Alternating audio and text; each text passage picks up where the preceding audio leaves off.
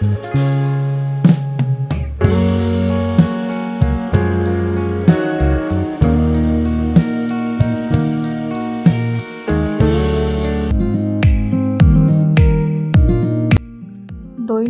ব্যস্ততম কর্মজীবন থেকে 2-3 দিন ছুটি কাটানোর জন্য আমরা মাঝে মাঝেই সময়টা বের করে নিই।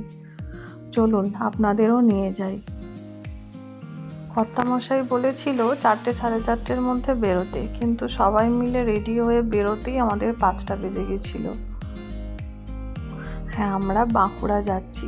বাঁকুড়া আগে একবার এসেছিলাম, কিন্তু কর্তামশাই জানালো যে জায়গাটায় যাচ্ছি ওই জায়গাটায় যাওয়া হয়নি।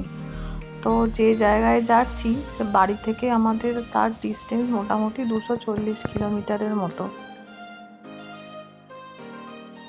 গাড়িতে যেতে প্রায় 5.5 থেকে 6 ঘন্টা লাগবে।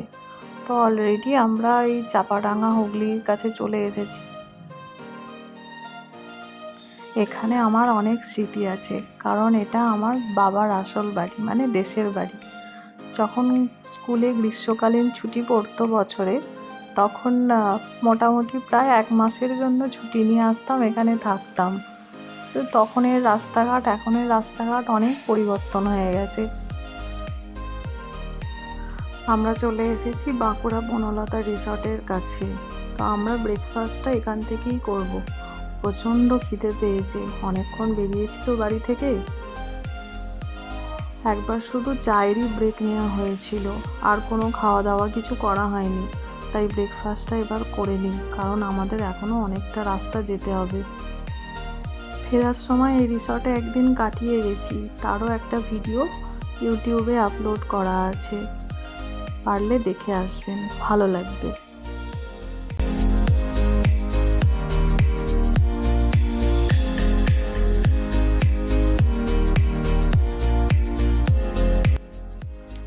ওরা 3 জনে ব্রেকফাস্টে পুরি সবজি নিয়েছিল। তো আমি আর পুরি সবজিটা খাইনি, কারণ আমার আলুর পরোটাটা বেশ ভালো লাগে, আমি ওটাই খেয়েছিলাম। খাওয়া দাওয়া হয়ে গেছে, আবার বেরিয়ে পড়েছি। এই বনলতা রিসর্টের ঠিক পর থেকেই জয়পুর জঙ্গলটা শুরু হচ্ছে। এই জঙ্গলটা নাকি প্রায় 7 কিলোমিটার পর্যন্ত আছে।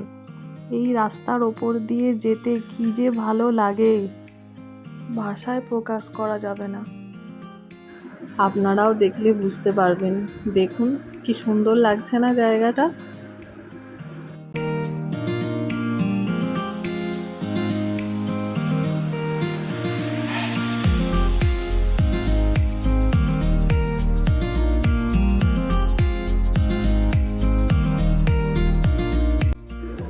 আমি এখনো পর্যন্ত জানি না কোথায় নিয়ে যাচ্ছে। কর্তামশাই হঠাৎ করেই প্ল্যান করেছিল, আর হঠাৎ করেই বলল চলো তোমাদের একটা সুন্দর জায়গায় ঘুরিয়ে নিয়ে আসবো। তাই আমিও খুবই এক্সাইটেড হয়েছিলাম যে কোথায় যাচ্ছি। আমি তো ঘুরতে বরাবরই ভালোবাসি, সেটা শর্ট ট্রিপই হোক বা লং ট্রিপই হোক, বেড়াতে যাওয়ার কথা শুনলে আমি তখন নিজেকে আর সামলাতে পারি না। আমি ভীষণ খুশি হই, মনটা ভীষণ ভালো হয়ে যায়। সেই জন্য নিজেকে আর গাড়ির কাঁচের ভেতরে আবদ্ধ রাখতে পারলাম না, ঠিক বেরিয়েই পড়লাম। একদম ফ্রেশ অক্সিজেন নিচ্ছি মনে হচ্ছে।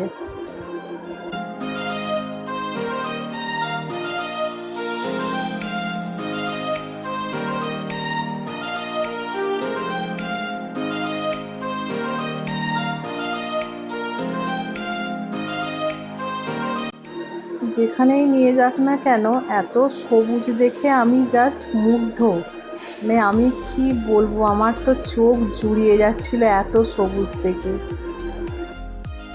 সময়টা শরৎকাল না হলেও আকাশটা দেখুন, পুরো শরৎকালের আকাশ লাগছে না? ওই যে দূরে শুশুনিয়া পাহাড় দেখা যাচ্ছে। পাহাড় দেখলে তো আমি নিজেকে আর সামলাতেই পারি না। পাহাড় আমার ভীষণ প্রিয় জায়গা, সে ছোট বড় যেমনই হোক না কেন। অনেকেই জিজ্ঞাসা করে বা অনেকেই আলোচনা করে যে পাহাড় না সমুদ্র, কোথায় বেড়াতে যেতে ভালো লাগে। আমি তো বলবো আমার অল টাইম পাহাড়, সেটা যে কোনো পাহাড়ি জায়গা হলেই হবে। এই শুশুনিয়া পাহাড়কে দেখার পরেই আমার কর্তামশাই এতক্ষণে বলল যে আমরা থাকবো ঠিক ওই পাহাড়ের কোলে একটা ছোট্ট রিসর্টে। আমি তো শোনার পর নিজেকে আর ধরে রাখতে পারছিলাম না, মনে হচ্ছিল কখন পৌঁছাবো। তো বলতে বলতেই চলে এসেছি শিউলিবনা রিসর্টে। নামটাও কি সুন্দর না? এই যে রিসর্টটায় ঢুকছি। চলুন আপনাদেরও দেখাচ্ছি রিসর্টটা কেমন, আর আমিও দেখি কেমন রিসর্টটা।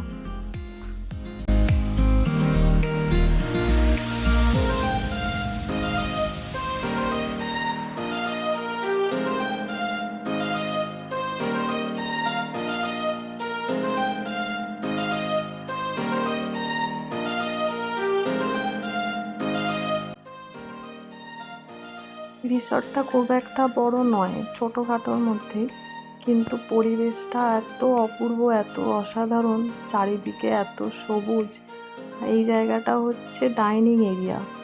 ডাইনিং এরিয়ার চেয়ার টেবিলগুলো গাছের গুঁড়ি দিয়ে করা। চলুন পুরো রিসর্টটা আপনাদের ঘুরিয়ে দেখাই।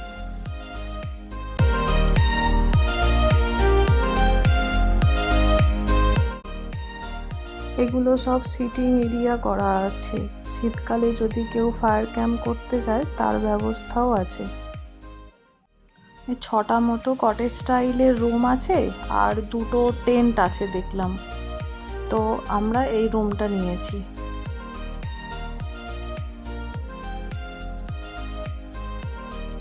রুমটা যথেষ্টই বড় আছে।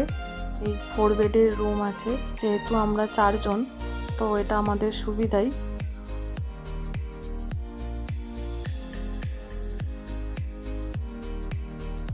তবে এখানে একটা অসুবিধা, এখানে কোনো রুমে কিন্তু এসি ফেসিলিটি পাওয়া যাবে না। এখানে এই যে বড় বড় এরকম কুলার রাখা আছে প্রত্যেকটা রুমে। পরবর্তীকালে কোনো সময় এনারা এসি ফেসিলিটি রাখবেন কিনা জানি না, কিন্তু শীতকালে বাদ দিয়ে বাকি অন্য সময় এইখানে এসি ছাড়া থাকা সত্যি একটু অসুবিধাজনকই আমার মনে হয়েছে।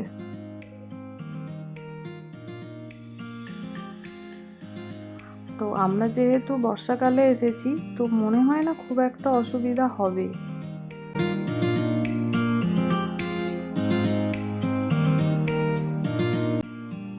খুব একটা লোকজনকে দেখতে পাচ্ছি না, মনে হয় অফ সিজনের কারণে।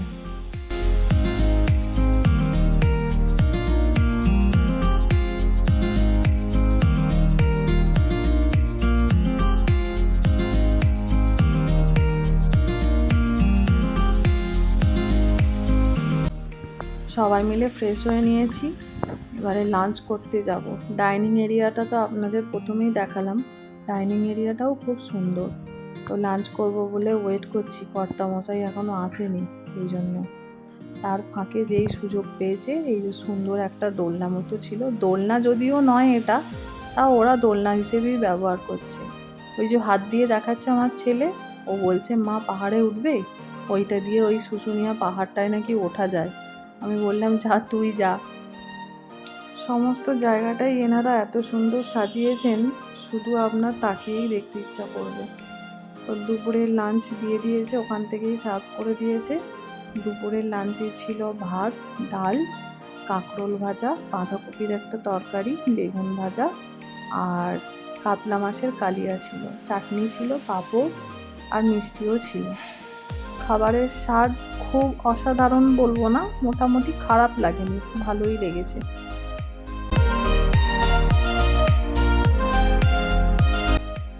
লাঞ্চ করার পরেই একটু রেস্ট নিতে গেলাম, দেখলাম ঝমঝমিয়ে বৃষ্টি নামলো। উফ, বহু কাঙ্ক্ষিত বৃষ্টি। আমি তো এটাই চাইছিলাম, বর্ষাকালে বেড়াতে বেরিয়েছি, আর যদি একটু বৃষ্টি না উপভোগ করতে পারি কেমন মন খারাপ হয় বলুন। সেই জন্য আমি ভীষণভাবে চাইছিলাম কখন বৃষ্টিটা নামবে। বারবার মোবাইলে ওয়েদার কাস্ট চেক করছিলাম, দেখাচ্ছিল বৃষ্টি, কিন্তু কোন সময়টা ঠিক দেখাতে পারছিল না। তো দেখলাম যাক বৃষ্টিটা নেমে পড়লো।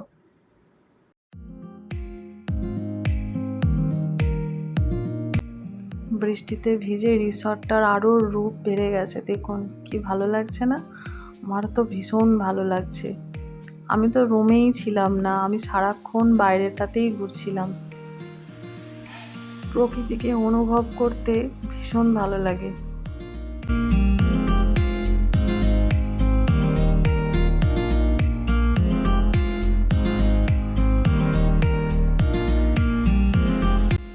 ওই যে পিছনে শুশুনিয়া পাহাড়টা দেখা যাচ্ছে।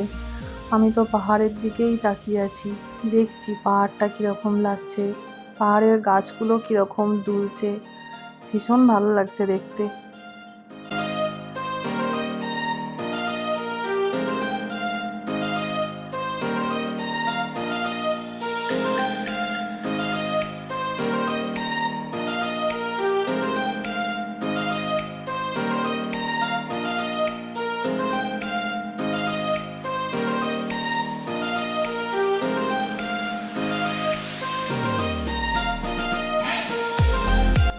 মেয়েও আর রুমের ভেতরে থাকতে পারলো না, ছাতা মাথায় দিয়ে বেরিয়ে পড়লো।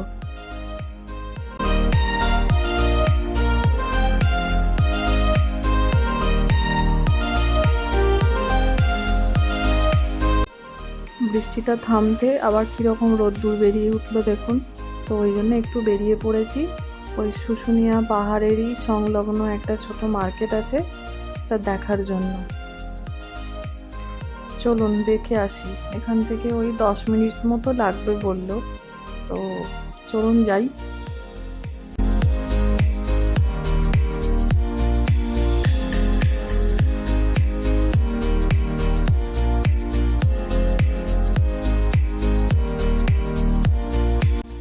চলে এসেছি, বিকেল হয়ে গেছে তো একটু চায়ের টান পড়েছে, তাই একটু চা খেয়ে নিই আগে। তো এনারাও সঙ্গে ছিলেন, এনারা তো আর চা খেতে পারবেন না, তাই কয়েকটা বিস্কুটই দিয়ে দিচ্ছে কর্তামশাই।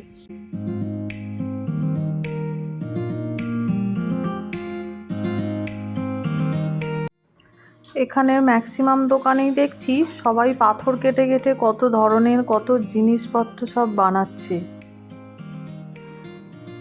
এই যে জলটা পড়ছে দেখছেন, এই জলটার উৎস নাকি কারোরই জানা নেই। এখানকার স্থানীয় লোকেরা বলছে এই জলটা নাকি পবিত্র একটা জল, আর এটা নাকি খাওয়াও যায়, অনেকে আবার পানীয় হিসাবেও ব্যবহার করছে দেখছি। এইটা দিয়ে পাহাড়ে ওঠা যায়, অনেকেই দেখছি উঠছে। তো ছেলে মেয়েও বললো যে মা যাবো, বললাম ঠিক আছে চ উঠি একটু। কিন্তু ভীষণ ভয় লাগছিল, কারণ বৃষ্টি পড়েছে তো প্রত্যেকটা পাথরই এত স্লিপি হয়েছিল। সেই জন্য আমি বললাম আর বেশি দূর যেতে হবে না, ইচ্ছা হয়েছে চ একটুখানি ঘুরে আসি। বেশি দূর আর যাইনি, অল্প একটুখানি উঠে চলে এসেছি। শুনেছি পাহাড়ের ওপর থেকে ভিউটা নাকি আরও সুন্দর, কিন্তু যেতে পারলাম না। যাক, পরে অন্য সময় এলে একদিন ঘুরে আসবো। গাছটা এত বিশাল, ভাবছি কত বছরের পুরনো গাছ হতে পারে বলুন তো। ভীষণ ভালোও লাগছে দেখতে। আবার এই গাছের তলায় দেখছি একটা শিব মন্দিরও ছিল। অনেকেই দেখছি পুজো দিতে আসছে। আমি তো সেরকম প্রস্তুতি নিয়ে আসিনি, তাই আর দেবো না ভাবছি।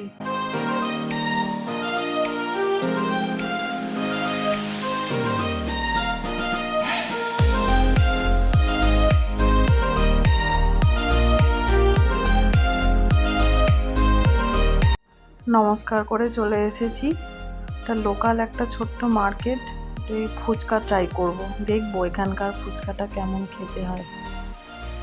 মোটামুটি ছিল, খুব একটা খারাপ ছিল না। কোথাও গেলে সেখানকার লোকাল ফুড ট্রাই করতে বেশ ভালোই লাগে। বিশেষ সেরকম কিছু ছিল না, একজন দেখলাম চিকেন পকোড়া বিক্রি করছে, কিন্তু খুব একটা ভালো লাগেনি। সন্ধে প্রায় নেমেই এসেছে, এবার রিসর্টের উদ্দেশ্যে ফেরার পালা।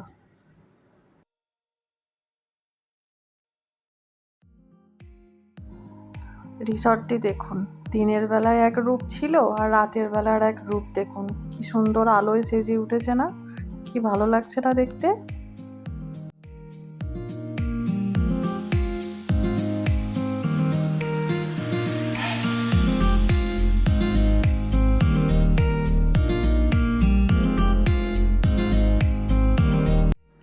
যদিও এখনো পুরোপুরি রাত নামেনি, সবে সন্ধে নেমেছে, সবাই মিলে বাইরে বসে আছি সন্ধেটা উপভোগ করার জন্য। আমরা যখন সকালে এসেছিলাম দেখলাম খুব একটা কেউ ছিল না, এখন দেখছি বেশ অনেকগুলো গাড়ি চলে এসেছে, তার মানে আবার নতুন কোনো গেস্ট এসেছে। আসলে জায়গাটি উইকেন্ড কাটানোর জন্য খুবই ভালো একটা আর খুব সুন্দর একটা জায়গা, খুব নিরিবিলি পরিবেশ। তো সন্ধেবেলায় ওনারা স্ন্যাক্স দিয়ে গেছিলেন, পকোড়া আর একটু চা খেয়ে আবার একটুখানি বেরিয়েছি পুরো রিসর্টটা রাতের অন্ধকারে কেমন লাগছে দেখতে, দেখার জন্য। আকাশটাও এত পরিষ্কার, দেখুন চাঁদটাও কি স্পষ্ট দেখা যাচ্ছে। চলে এসেছি ডিনার করতে। ডিনারে স্যালাড, আলু ভাজা, আলু পটলের তরকারি আর দেশি চিকেন কষা ছিল, আর ভাত রুটি অপশনাল ছিল। রাতের খাবারের টেস্ট অসাধারণ ছিল। খুব ভালো একটা দিন কাটিয়ে আবার একটা দিনের শুরু করছি। চা দিয়েই শুরু করলাম। তবে এনারা এখানে চাটা কিন্তু খুব অসাধারণ বানিয়ে দিচ্ছে। একটু পরেই আমাদের বেরিয়ে পড়তে হবে, কারণ আজকেই আমাদের এখানে শেষ দিন। খুব সুন্দর কাটিয়েছি, খুব ভালো কাটিয়েছি। একটা সুন্দর পরিবেশের সাথে একটা খুব ভালো অভিজ্ঞতা নিয়েছি, ভালো লেগেছে। সকালে ওনারা ব্রেকফাস্ট দিয়েছেন, সাদা আলুর তরকারি, লুচি আর মিষ্টি। সকালের ব্রেকফাস্টে আর কি চাই বলুন। তো খেয়ে নিয়ে আমাদের এবার বেরিয়ে পড়তে হবে। তো লাগেজপত্র সব গোছানো হয়ে গেছে, এবার গাড়িতে আস্তে আস্তে সব লোড করতে হবে। ছেলে মেয়েও রেডি হয়ে বসে আছে, আর বাবাও রেডি হয়ে বসে আছে, আর আমিও মোটামুটি প্রায় রেডি হয়ে গেছি। এবার বেরোনোর পালা। আপনারাও মাঝে মাঝে এরকম বেরিয়ে পড়বেন। ভ্রমণ করলে শরীর মন দুটোই ভালো থাকে। ভিডিওটা কেমন লাগলো একটু জানাবেন। ভালো লাগলে একটা লাইক করে দেবেন, আর প্লিজ চ্যানেলটা সাবস্ক্রাইব করে দেবেন। আবার দেখা হবে নতুন একটা ভিডিওতে। সবাই ভালো থাকবেন। টাটা।